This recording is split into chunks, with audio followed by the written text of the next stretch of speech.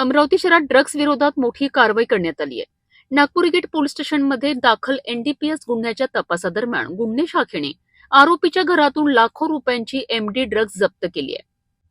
अमरावती शहरातील ड्रग्ज विरोधात पोलिसांनी मोठी कारवाई केली आहे। नागपूर गेट पोलीस स्टेशन येथे दाखल असलेल्या एनडीपीएस ऍक्ट अंतर्गत गुन्ह्याचा तपास सध्या गुन्हे शाखेकडून सुरू आहे। या प्रकरणात आतापर्यंत 4 आरोपींना अटक करण्यात आली असून न्यायालयाने त्यांना 14 मार्चपर्यंत पोलीस कोठडी सुनावली आहे। अटक आरोपी शेख नजीम शेख रहीम याने पोलीस चौकशीत दिलेल्या माहितीच्या आधारे गुन्हे शाखेच्या पथकाने मोठी कारवाई केली आहे। गुन्हे शाखेच्या अधिकाऱ्यांनी 2 पंच आणि राजपत्रित अधिकाऱ्यांच्या उपस्थित गौडीपुरा परिसरातील आरोपीच्या घराची झडती घेतली। या झडती दरम्यान सुमारे 62 ग्रॅम एमडी ड्रग्ज जप्त करण्यात आली असून त्याची अंदाजे किंमत 9,30,000 रुपये इतकी असल्याची सांगण्यात आली आहे। या प्रकरणाचा पुढील तपास सुरू असून फरार आरोपींचा शोध गुन्हे शाखेकडून कसोशीने घेतला जात आहे।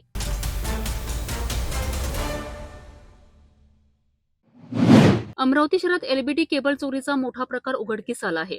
मिळालेल्या माहितीनुसार एका गोदामातून एलबीटी केबलचे बंडल चोरीला गेल्याची तक्रार दाखल करण्यात आली होती। या प्रकरणी फ्रेजरपुरा पोलीस स्टेशन पोलिसांनी तपास सुरू केला आहे। तपासादरम्यान 2 आरोपींना अटक करण्यात आली असून त्यांनी गोदामातून एलबीटी केबलचे बंडल चोरी केल्याची कबुली दिली आहे। तसेच चोरी केलेला मुद्देमाल अमरावतीतील एका कबाड व्यापाराला विकल्याचेही समोर आले आहे। पोलिसांनी कारवाई करत आरोपींकडून अंदाजे 2,69,000 रुपयांचा मुद्देमाल जप्त केला आहे। या प्रकरणाचा पुढील तपास फ्रेजरपुरा पोलीस करीत असून शहरातील केबल चोरीच्या घटनांवर पोलिसांनी लक्ष केंद्रित केले आहे।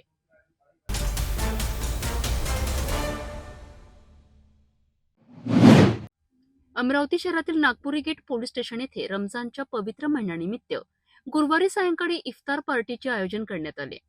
या कार्यक्रमाचे आयोजन नागपुरी गेट पोलीस स्टेशन व HVPM मुस्लिम ब्लॉक हेल्पलाईनच्या वतीने करण्यात आले होते। यावेळी राकेश ओला यांच्यासह पोलीस उपायुक्त परिमंडळ 1, परिमंडळ 2 तसेच मुख्यालयाचे वरिष्ठ अधिकारी उपस्थित होते। या कार्यक्रमात शहरातील मान्यवर नागरिक, सामाजिक कार्यकर्ते आणि विविध संस्थांचे प्रतिनिधी मोठ्या संख्येने सहभागी झालेत। पोलीस स्टेशनच्या वतीने अफ्तारीचे प्रोग्रामचे आयोजन केलेलं आहे। आपल्या सर्वांना गुजारिश आहे की आपण चांगली पद्धतीने अफ्तारी करा। यापुढे पण आपले जे आज ते असं आपली झाली होती मीटिंग, त्याच्यामध्ये बडनेराचा झाला होता, तिथे पण अफ्तारीचे आयोजन करण्यात येणार आहे। आपल्याला सर्वांना धन्यवाद की आपण सर्व इथे उपस्थित आले। धन्यवाद। रमजानच्या या पवित्र महिन्यात सर्वांनी एकत्रित येऊन रोजा इफ्तार केला आणि देशात शांतता, सौहार्द व प्रगतीकरिता प्रार्थना करण्यात आली। आयोजकांच्या मते अशा कार्यक्रमांमुळे समाजात आपसी विश्वास, भाईचारा आणि सामाजिक ऐक्य अधिक मजबूत होते। रहम का, करम का, आफियत का, सहूलत का, दरगुजर का मामला फरमा। ए अल्लाह, पूरे आलम में, पूरे मुल्क में अमन अमान शांति कायम फरमा। ए मालिक, तमाम बिरदरान वतन को मिलजुल के रहने की तौफीक नसीब फरमा। हमारे अखलाक को बुलंद फरमा। ऐ अल्लाह, हमारे अमाल में इखलास नसीब फरमा। हमारे अमालों को कबूल फरमा। हमारे नमाज़ों को, हमारे रोज़ों को और हमारे तिलावत ज़िक्र को कबूल फरमा। ऐ अल्लाह, ऐसे अमाल तो नहीं जिसको पेश करके कामयाबी हासिल कर सके। जो भी टूटी फूटी मेहनत करते हैं, इबादत करते हैं, हमारी रियाजतें, हमारी इबादतें, आप हमें इस तमाम इबादत को कबूल फरमा लीजिए। ऐ अल्लाह, पूरे आलम में अमन अमान शांति कायम, तमाम आलम के अंदर ऐ अल्लाह अमन शांति कायम फरमा। ऐ मालिक, ऐ अल्लाह, तमाम जितने भी ऐ अल्लाह जिन्होंने दुआ का कहा है, दुआ को पूरा फरमा। हमसे पहले जो आपके पास पहुंच गए हैं, सबकी मग़फ़िरत फरमा। उन सबको वहाँ के बाग़ात बिस्तर अता फरमा। हमारे वालिदैन फ़रत फरमा। ऐ अल्लाह, जो भी हमने पढ़े हैं, जो भी तिलावत किए हैं, सबका सवाब हमारे आका जनाब मोहम्मद रसूलुल्लाह सल्लल्लाहु अलैहि वसल्लम को नसीब फरमा।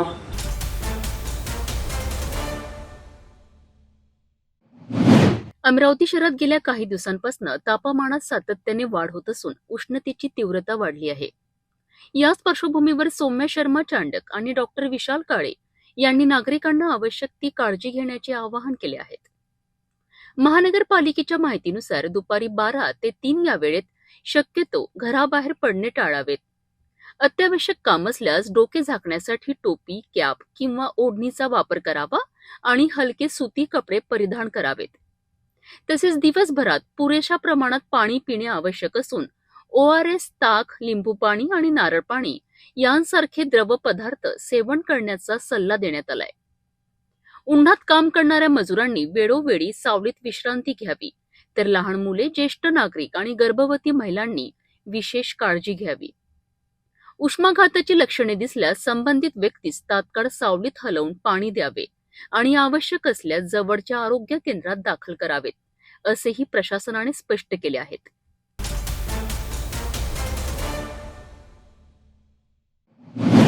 अमरावती महानगरपालिकेची आमसभा येत्या 17 मार्च रोजी आयोजित करण्यात आली आहे. याबाबत माहिती देताना अमरावतीचे महापौर श्रीचंद तेजवाणी यांनी सांगितले की या आमसभेत कचऱ्याचा विषय चर्चेला येणार नाही. कचरा व्यवस्थापनाच्या प्रश्नांवर यापूर्वी स्वतंत्र विशेष सभा घेण्यात आली असून त्या बैठकीत या विषयावर सविस्तर चर्चा करण्यात आली आहे. मागील आमसभेत शहरातील अस्वच्छतेबाबत अनेक नगरसेवकांनी आवाज उठवला होता. त्याच पार्श्वभूमीवर कचरा प्रश्न निकाली काढण्याकरिता आवश्यक कार्यवाही सुरू असल्याचेही महापौरांनी स्पष्ट केलेत. 17 मार्चला होणाऱ्या आमसभेत शहर विकासासह इतर अनेक महत्त्वाच्या विषयांवर चर्चा होणार असल्याचीही माहिती त्यांनी दिली आहे. नहीं, इसके कचरे का विषय नहीं आने वाला इस बार में। कारण क्या है कि मैं उसके लिए विशेष सभा ले चुका हूँ।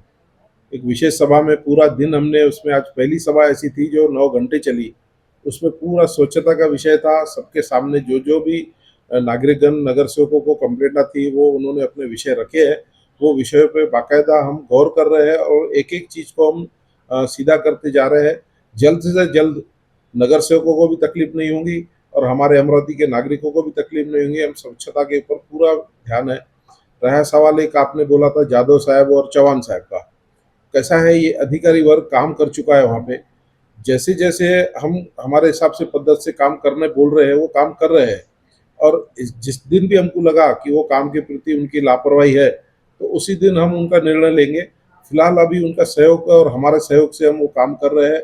जल्द से जल्द अमरावती स्वच्छ होंगी। जो उनके कारण कोई तकलीफ आ रही है तो हमें कोई भी तकलीफ नहीं है उनको हटाने में और उनका वहाँ से ट्रांसफर करने में। विषय अभी डाले हुए हैं, सभी नगर सेवकों के विषय है, कुछ प्रस्ताव है, मेरे पास अभी आया नहीं है सर्कुलर। जैसे सर्कुलर आया तो आपको सभी मालूम ही पड़ जाएगा।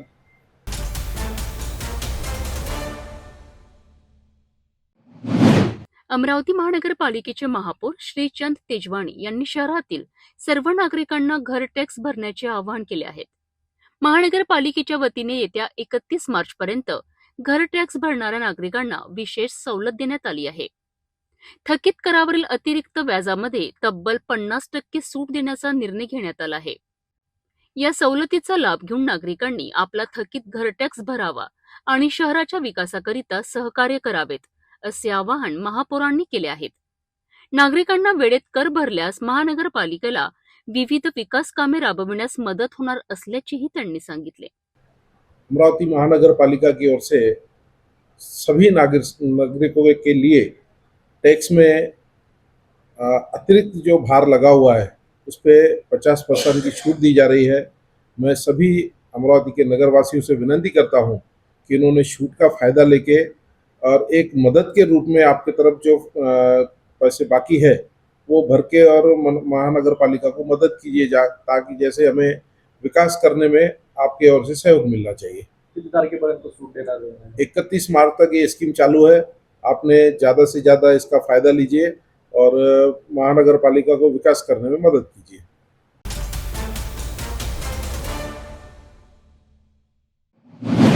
इराण आणि इस्रायल या 2 देशांमध्ये सुरू असलेल्या संघर्षाचा परिणाम आता भारतातही जाणवू लागल्याचे चित्र आहे. देशातील अनेक भागांमध्ये व्यावसायिक गॅसचा तुटवडा निर्माण असल्यामुळे हॉटेल व्यावसायिक अडचणीत आले आहेत. याच पार्श्वभूमीवर अमरावती महानगरपालिकेचे महापौर श्रीचंद तेजवाणी यांनी प्रतिक्रिया दिली आहे.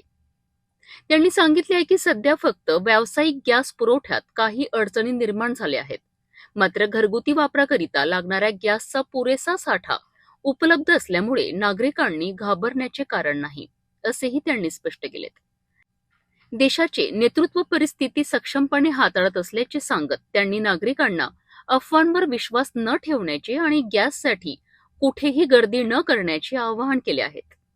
ये ऐसा कुछ भी नहीं है। मेरे प्रधानमंत्री जो है सक्षम नेतृत्व कर रहे हैं देश का, उनको ये मालूम है कि हमको किस किस चीज़ की अड़चन जाने वाली है। उनका कोई भी प्रॉब्लम भारत के नागरिकों को नहीं जाना है। ये सिर्फ विरोधियों की चाल है, विरोधियों ने इसको फैलाया हुआ है। ऐसा कुछ भी नहीं है। कमर्शियल सिलेंडर में थोड़ी बार तकलीफ होने वाली है, बाकी घरेलू सिलेंडर की कोई भी नहीं है। आप सभी नागरिकगण कृपया ध्यान दें, कोई भी भीड़ करने की नहीं है। आपके जो समय है वो समय पर आपका बुकिंग जैसे करते आप बुकिंग कर लीजिए, आपका समय पे सिलेंडर घर पे पहुंचेगा, ये मैं गवाही देता हूँ. कमर्शियल गॅसमध्ये मोठ्या प्रमाणात तुटवडा दिसून येत आहे. अमरावती शहरातील काही हॉटेल बंद करण्याच्या सध्या तयारीत लागलेले आहेत, काय सांगाल? ऐसा कुछ नहीं है, उनको जितना मिलना चाहिए उतना नहीं मिल रहा है. थोड़ा सा उनके लिए कैसे, पहले हमारे पीछे है घरेलू सिलेंडर, जितना हम घरेलू का स्टॉक करके रखे और घरेलू को दे रहे हैं उतना कमर्शियल को नहीं दे पाएंगे. उनके पास में अतिरिक्त सोर्स रहते हैं, होटल बंद करने का विषय नहीं आता है, पर थोड़ा बहुत इस पर और किसी इस पे व्यवस्थित होके काम करे और कम है तो कम के इस पे चलाए. सभी हो सकता है, ऐसा कोई बहुत बड़ा नहीं है. बाकी इतना उसको इतना बड़ा इशू बना के कोई विषय नहीं है इसमें. किती दिवस अशा प्रकारचं चालू राहणार, म्हणजे किती दिवस नागरिकांना त्रास सहन करावा लागणार आहे? नहीं, त्रास का तो मैंने पहले बोला, त्रास है ही नहीं. अब वो विरोधियों ने इतनी बोमबाट करके रखा है, पेपरबाजी ऐसी होके गई है, तो उसमें ऐसा लग रहा है. बाकी ऐसा कोई विषय नहीं है. हमने भी, मैं अपने घर की मैं बुकिंग करता हूँ, मुझे भी टाइम पे सिलेंडर मिल रहा है. मुझे तो नहीं लग रहा है कि त्रुटि है.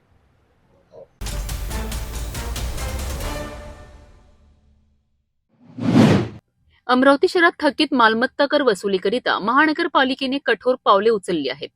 झोन क्रमांक 3 अंतर्गत दस्तूरनगर येथील भूमिपुत्र कॉलनीमधील अमरावती जिल्हा दूध उत्पादन सहकारी संस्थेच्या वास्तूला कर थकीत असल्यामुळे सील करण्यात आले.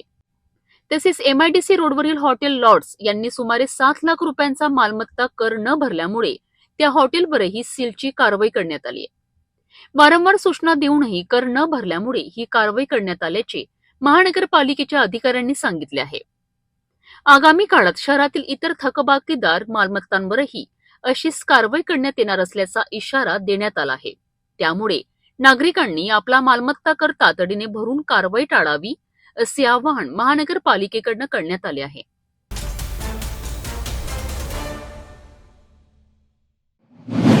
अमरावती जिल्ह्यातील दर्यापूर येथे एक धक्कादायक घटना घडली आहे.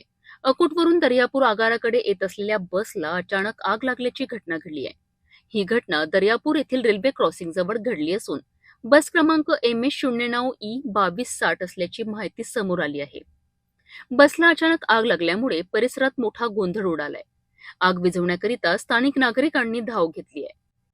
दरम्यान उन्हाळा सुरू होताच परिवहन विभागाच्या देखभालीबाबत प्रश्न उपस्थित होत आहेत.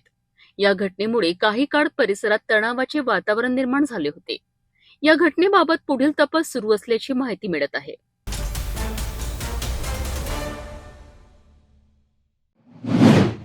अरे उधर से हो जाओ, कुर्सी खाली करो, खाली करो, खाली करो, सिलेंडर के भाव कम करो, मोबाइल भाई कम करो, सिलेंडर के भाव कम करो, कम करो, वरना कुर्सी खाली करो.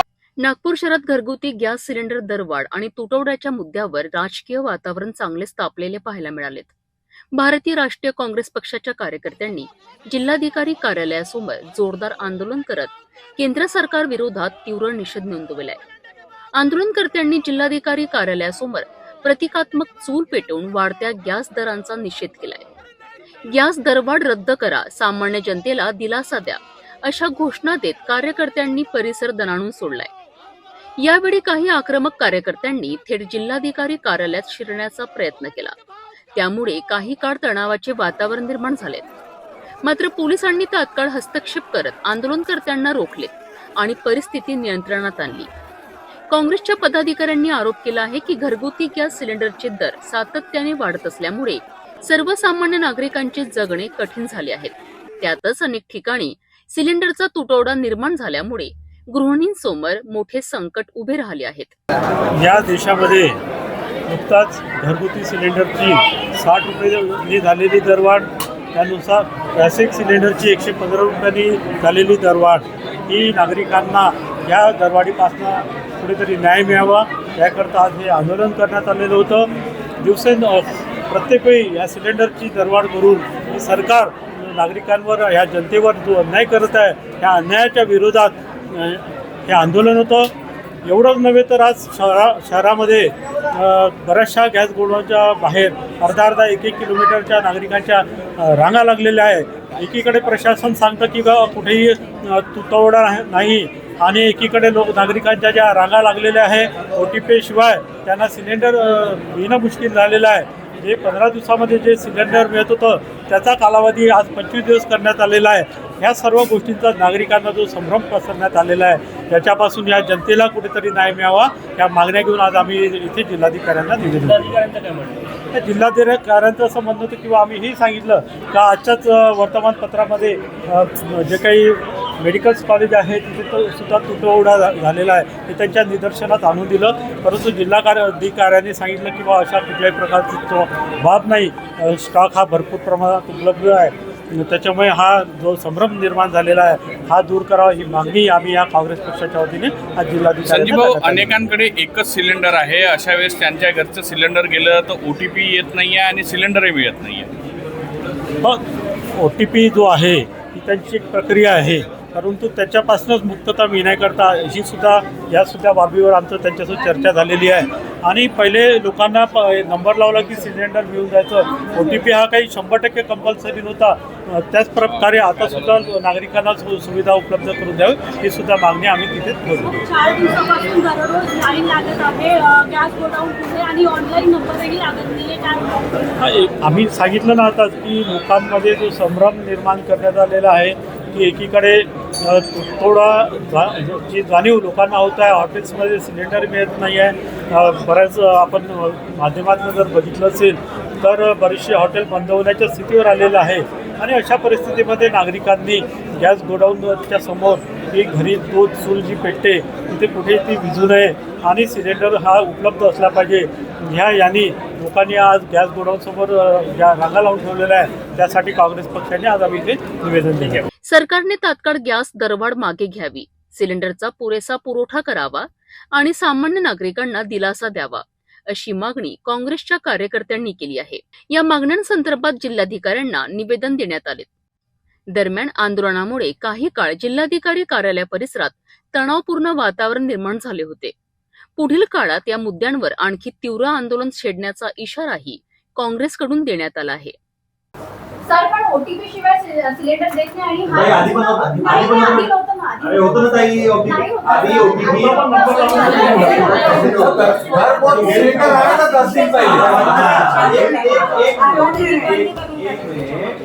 आता राशनिंग करावं लागेल, मान्य आहे.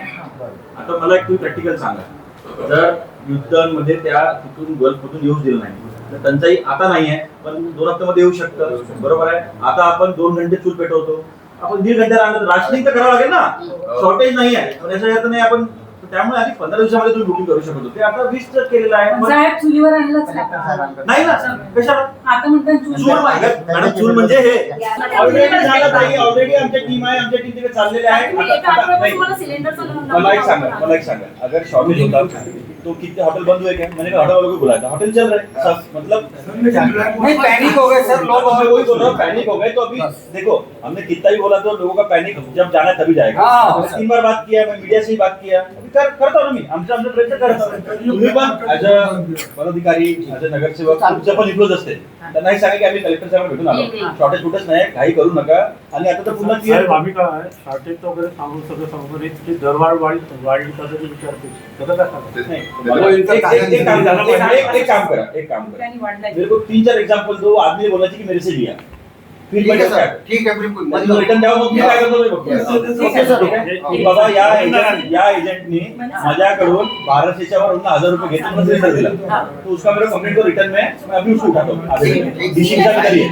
ठीक है, मी काय म्हटलं, 3 उदाहरण द्या, भरपूर नाही, 3च द्या, बघू काय करता येईल.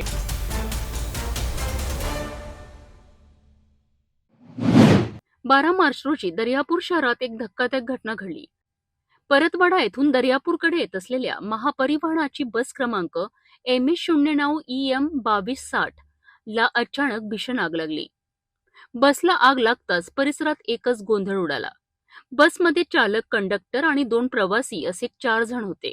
मात्र चालकाच्या सतर्कतेमुळे सर्वांनी वेळीच बाहेर पडल्याने मोठी दुर्घटना टळली. माहितीनुसार बसच्या बोनटजवळील गिअर बॉक्स भागातून धूर निघताना चालकाच्या निदर्शनास आला. त्यानंतर तात्काळ अग्निशमक दलाला कळविण्यात आले. अग्निशमक दलाने घटनास्थळी धाव घेत आग आटोक्यात आणली. मात्र तोपर्यंत बसचे मोठ्या प्रमाणात नुकसान झाले होते.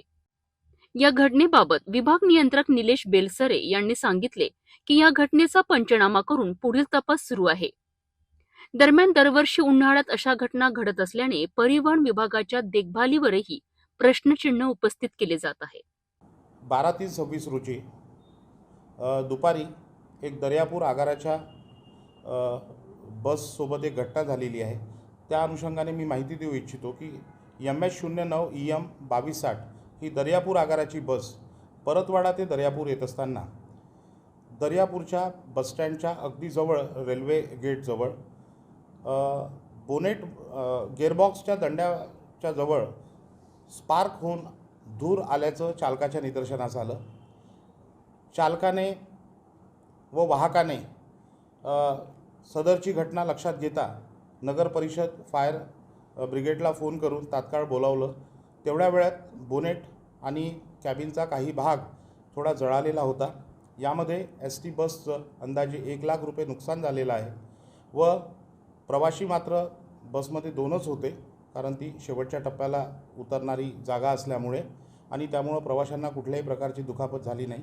सदरची घटना अतिशय गंभीर स्वरूपाची आहे आणि चालक आणि वाहकाने जर प्रसंगावधान दाखवून बसमध्ये असणारा फायर एक्सटिंग्विशरचा वापर केला असता तर कदाचित ही घटना वाढली नसती. तरीसुद्धा या घटनेचा सविस्तर पंचनामा आमच्या अमरावती विभागाचे उपयंत्र अभियंता श्री वाकोडे हे करत असून त्यांच्या अहवालानुसार पुढील कारवाई तात्काळ करण्यात येईल.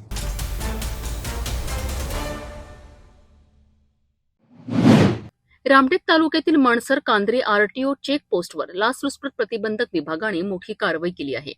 मिळालेल्या माहितीनुसार ट्रेलर पास करण्याकरिता 1000 ते 1500 रुपयांची लाच मागितली जात असल्याची तक्रार ACB कडे करण्यात आली होती. तक्रारीची पडताळणी केल्यानंतर 11 मार्च रोजी ACBने सापळा रचला. या कारवाईत मोटर वाहन निरीक्षक अभिजित मधुकर टाले यांच्या अखत्यारीतील एजंट सुशील विनोद रामटेकेकर याला 1000 रुपयांची लाच स्वीकारताना पंचासमक्ष रंगेहात पकडण्यात आले. यानंतर चेकपोस्ट कार्यालयाची झडती घेतली असता तब्बल 4,31,290 रुपये रोख रक्कम आढळून आली आहे. दोन्ही आरोपींना ताब्यात घेण्यात आले असून रामटेक पोलीस ठाण्यात भ्रष्टाचार प्रतिबंधक कायद्यानुसार गुन्हा नोंद करण्याची प्रक्रिया सुरू आहे. ही कारवाई डॉक्टर दिगंबर प्रधान यांच्या मार्गदर्शनाखाली करण्यात आली आहे.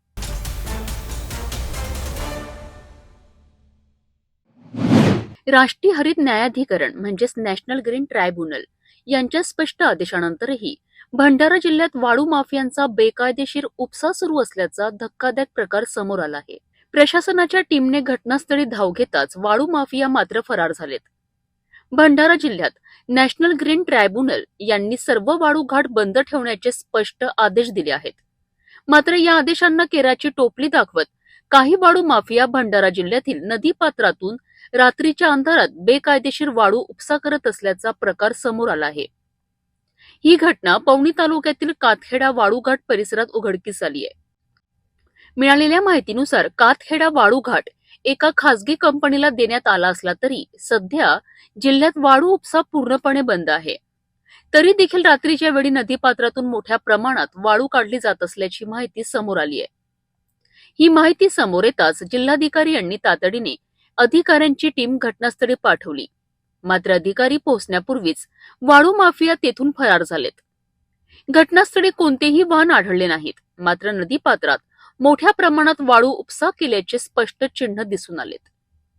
प्रशासनाने घटनास्थळी पंचनामा करत संपूर्ण माहितीची नोंद केली आहे. या प्रकरणात संबंधित घाट मालकांकडून खुलासा मागविण्यात येणार असून नियमांचे उल्लंघन झाल्यास कठोर कारवाई केली जाईल असा इशाराही खनिकर्म विभागाने दिला आहे. एनजीटीच्या आदेशानंतरही सुरू असलेला हा बेकायदेशीर वाळू उपसा प्रशासनाच्या कार्यपद्धतीवर प्रश्नचिन्ह निर्माण करीत आहे.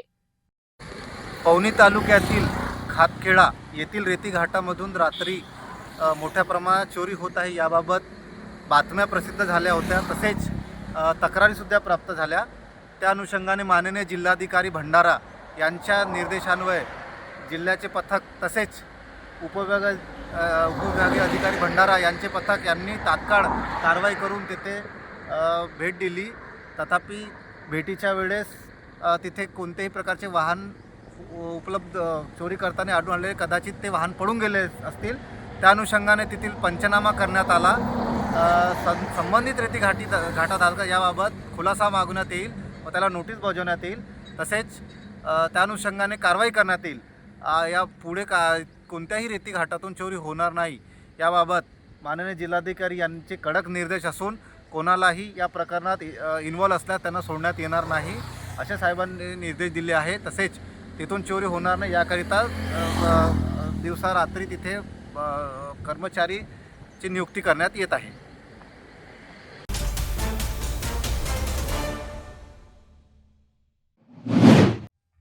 पोलिसांना मिळालेल्या गुप्त माहितीनुसार काही संशयित इसम मोठा गुन्हा करण्याच्या तयारीत असल्याची माहिती मिळाली होती. ही माहिती मिळताच डीबी पथकाने प्रथम एपीआय मुसळे आणि त्यांच्या टीमने तातडीने त्या ठिकाणी धाव घेतली. पोलिसांना पाहताच एक आरोपी पडून जाण्याचा प्रयत्न करीत होता, मात्र पोलिसांनी पाठलाग करून 5 आरोपींना ताब्यात घेतले. झडती दरम्यान आरोपींकडनं चाकू, धारदार चाकू, चेन यासारखी धोकादायक हत्यारे जप्त करण्यात आली. तपासात हे आरोपी यापूर्वी जामिनावर सुटलेले असून पुन्हा एकत्रित येऊन गुन्हेगारी टोळी तयार करण्याच्या तयारीत असल्याचे समोर आले आहेत. पोलिसांनी वेळीच कारवाई केल्यामुळे मोठा गुन्हा घडण्यापूर्वीच टळल्याचे सांगितले जात आहेत. ही कारवाई एपीआय मुसळे यांच्या नेतृत्वाखाली तसेच वरिष्ठ पोलीस अधिकाऱ्यांच्या मार्गदर्शनाखाली करण्यात आली आहे. पोलीस स्टेशनला हजर असताना माहिती मिळाली की 5 ते 6 इसम एका ठिकाणी दबा धरून बसलेले आहे आणि ते कोणता तरी मोठा गुन्हा करण्याच्या तयारीत आहे. यावरून एपीआय मुसळे आणि त्यांची टीम त्या ठिकाणी रवाना झाली. त्या ठिकाणी गेले असता त्यांनी छापा टाकला असता त्या ठिकाणी हेमकुमार हिरवानी, लोकेश साहू, अंकित रोकडे, राजा साहू, लखन साहू आणि या 5 आरोपी मिळून आले आणि एक ऋतिक हिरवानी हा तिथून पळून जाण्यात यशस्वी झाला. या 5ही आरोपींची झडती घेतली असता त्यांच्याकडे चाकू, 2 चाकू, चेन अशा प्रकारचे हत्यार मिळून आले. ते सर्व हत्यार त्यांच्याकडून जप्त करण्यात आले. हे सर्व आरोपी रेकॉर्डवरील असून नुकतेच 1 महिन्यापूर्वी यातील 2 आरोपी मर्डरसारख्या गुन्ह्यातून जमानतवर सुटून आलेले आहेत आणि जमानतवर सुटून आल्यानंतर हे सर्व आरोपींनी एक गँग तयार करण्याचा प्रयत्न चालू ठेवलेला होता अशी माहिती आमच्यापर्यंत येत होती. त्यावरून आम्ही यांच्या हालचालीवर लक्ष ठेवून होतो आणि त्या दिवशी माहिती मिळाल्यानंतर यांना ताब्यात घेतलं असतं. हे कुठंतरी मोठा गुन्हा तयार करण्याची तयारी करीत असल्याचे दिसून आले. त्यामुळे त्यांच्याविरुद्ध गुन्हा दाखल करून अधिक तपास सुरू आहे. हे संपूर्ण कामगिरी आमचे डीबी पथक प्रमुख एपीआय श्री मुसळे साहेब आणि त्यांच्या टीमने माननीय झोन 5 साहेब श्री निकेतन कदम साहेब आणि ACP कळमना श्री ओवाण साहेब यांच्या मार्गदर्शनात पूर्ण केलेली आहे.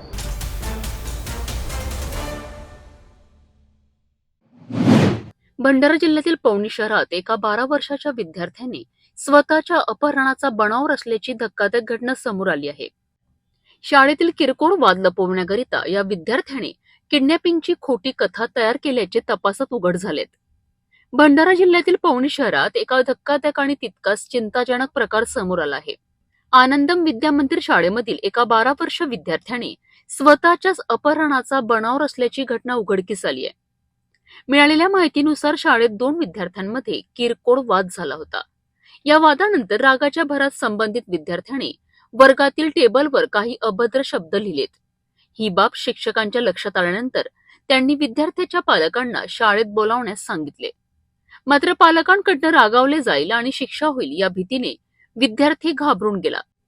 या भीतीतून मार्ग काढण्याकरिता त्याने मोबाईलवर उपाय शोधण्याचा प्रयत्न केला आणि अखेर स्वतःच्याच अपहरणाचा बनाव रचण्याचा निर्णय घेतला. विद्यार्थ्याने आईला फोन करून बस स्टॉपवर उभा असताना एका अनोळखी व्यक्तीने चाकूच्या धाकावर आपले अपहरण केल्याचे सांगितले.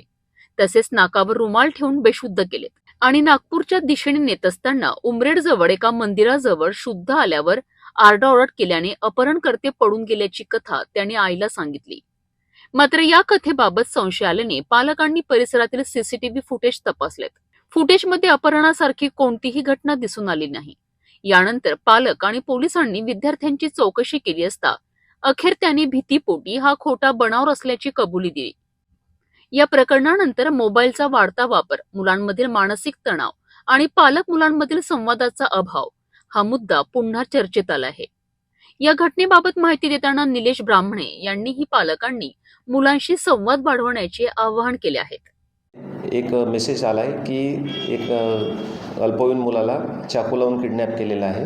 त्यावरून पवनी पोलिसांनी तात्काळ दखल घेतली व सदर घटनेची शहानिशा केली असता सदर अल्पवयीन मुलाला विचारपूस केली असता त्यांनी असे सांगितले की टेक्नॉलॉजीचा वापर करून त्यांनी सदर घटनेचा बनाव तयार केलेला आहे आणि त्यानंतर त्यांनी सदरची ही जी घटना आहे ही अंमलात आणलेली आहे. तरी पालकांना विनंती आहे की आपले मुलं मोबाईलमध्ये काय सर्च करतात याकडे लक्ष द्यावे, जेणेकरून गंभीर घटना होणार नाही याची काळजी घ्यावी.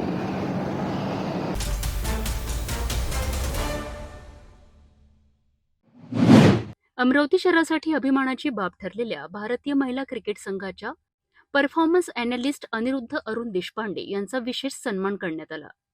टाटा मोटर्सतर्फे त्यांच्या क्रीडा क्षेत्रातील उल्लेखनीय योगदानाची दखल घेत त्यांना अत्याधुनिक टाटा सियारा हे वाहन भेट देण्यात आले. अलीकडेच इंडिया वुमन्स नॅशनल क्रिकेट टीमने जागतिक स्तरावर उत्कृष्ट कामगिरी करत विश्वचषक जिंकला आहे. या ऐतिहासिक यशामध्ये परफॉर्मन्स अॅनालिस्ट म्हणून अनिरुद्ध देशपांडे यांचे महत्त्वपूर्ण योगदान राहिले आहेत. अमरावतीतील जैका मोटर्स येथे आयोजित समारंभात देशपांडे यांना वाहनाची चावी देऊन गौरवण्यात आले. यावेळी मान्यवरांनी त्यांच्या कार्याचे कौतुक करत पुढील वाटचालीकरिता शुभेच्छा दिल्यात. आय थिंक जो वर्ल्ड कप होता सगळ्यांनीच खूप चांगला परफॉर्मन्स केला आणि या वर्ल्ड कपमुळे क्रिकेटच नाही तर वुमन्स स्पोर्ट्समध्ये जे एम्पॉवरमेंट होईल आणि जे होतं आहे सध्या जे आम्हाला दिसतं आहे ते खूप चांगल्या लेवलवर होणार आहे. हा world cup women's world cup फक्त क्रिकेटसाठीच नव्हता पण सगळ्या स्पोर्ट्ससाठी होता. बिकॉज या वर्ल्ड कपमुळे ज्या बाकी स्पोर्ट्सच्या मुलींना जी एक मोटिवेशन आली आहे, एक जी स्पोर्ट्समॅन स्पिरिटची त्यांची वाढली आहे ती खूप चांगली झाली आणि खूप मोठी कामगिरी केली आहे. 52 वर्षाच्या इतिहासात पहिल्यांदा आपण हा वर्ल्ड कप जिंकलो आणि आय एम सो हॅपी मी या वर्ल्ड कप टीमचा पार्ट होतो. आणि त्याच्यापेक्षा जास्त म्हणजे आपल्या इंडियात लिगसी ज्याला म्हणतात जी टाटाजने मेंटेन केली आणि त्यांनी नॉट ओनली प्लेयर्स पण सपोर्ट स्टाफला पण जी गाडी गिफ्ट केली आहे आणि मला दिसते आज I think nothing more than Tata man just the best day of my life असं मला वाटतं. आणि आणखी वुमन्स टीमने पहिल्यांदा वर्ल्ड कप जिंकलेला आहे आणि त्याबद्दल तुमचं खूप खूप अभिनंदन सर की तुम्ही वर्ल्ड कप टीमच्या सोबत होते आणि अमरावतीमधून हा खूप आनंदाचा आणि महत्त्वाचा क्षण आहे की तुम्ही आपल्या अमरावतीचे पुत्र जे BCCIच्या लेवलवर आणि आंतरराष्ट्रीय लेवलवर काम करत आहात. खरंच हा अमरावतीसाठी खूप महत्त्वाचा आणि आनंदाचा क्षण आहे. त्याबद्दल तुम्ही काय सांगाल? नक्कीच. आय थिंक मी एकच सांगू शकेल की जर का अमरावती वरून लोक इंटरनॅशनल लेवलवर जात आहेत दॅट मीन्स हा रिझल्ट आहे फक्त हार्डवर्कचा. सो आता ती गोष्ट राहिली नाही की आपण मुंबई पुणे या शहरातूनच वरती जाऊ शकतो.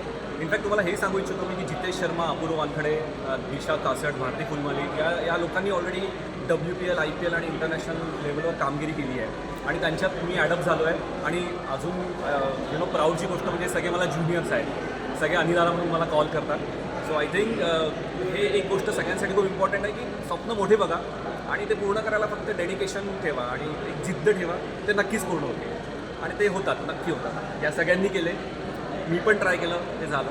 सो सगळ्यांना एकच मेसेज आहे सगळ्या स्पोर्ट्स पर्सनला की मोठे स्वप्न पहा, त्याच्यासाठी जीव तोड मेहनत करा. बिकॉज शेवटी मेहनत आणि तुमचं स्किलच शेवटी कामात येईल आणि तेच तुम्हाला वरच्या लेवलवर. तर हे सांगू शकतो मी की मेहनत करत राहा आणि आपल्या स्पोर्ट्सला आपल्या ड्रीममध्ये कन्वर्ट करा आणि त्या ड्रीमला रियालिटी करा.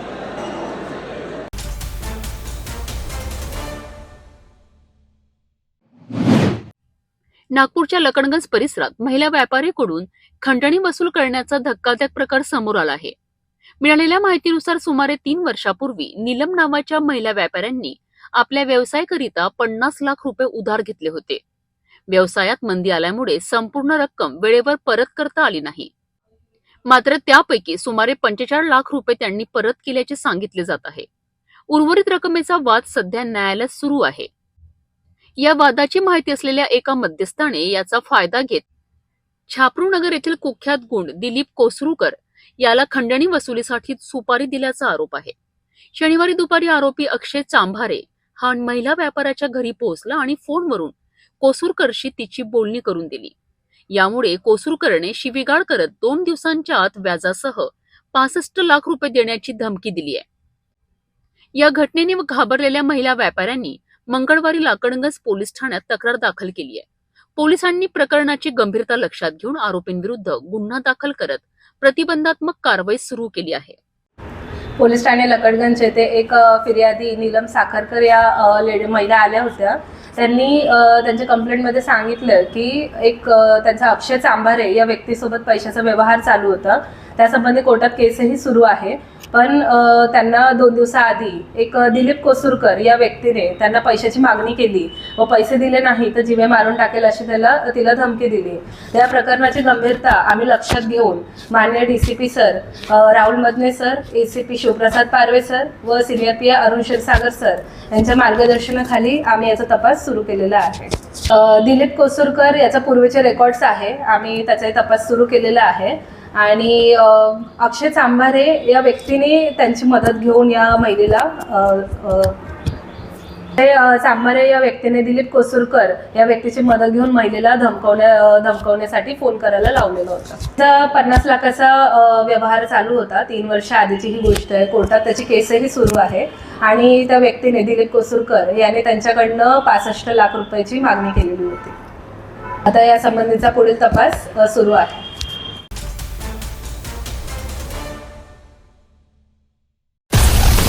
हर खबर पर पैनी नजर, हर मुद्दे पर सटीक वार, यही है सिटी न्यूज की पहचान। जहां सच्चाई की आवाज दबाई जाती है वहां सिटी न्यूज उठाता है सवाल। हर स्क्रीन पर, हर प्लेटफॉर्म पर हमारी मौजूदगी बोलती है। सिटी न्यूज हमेशा सच के साथ।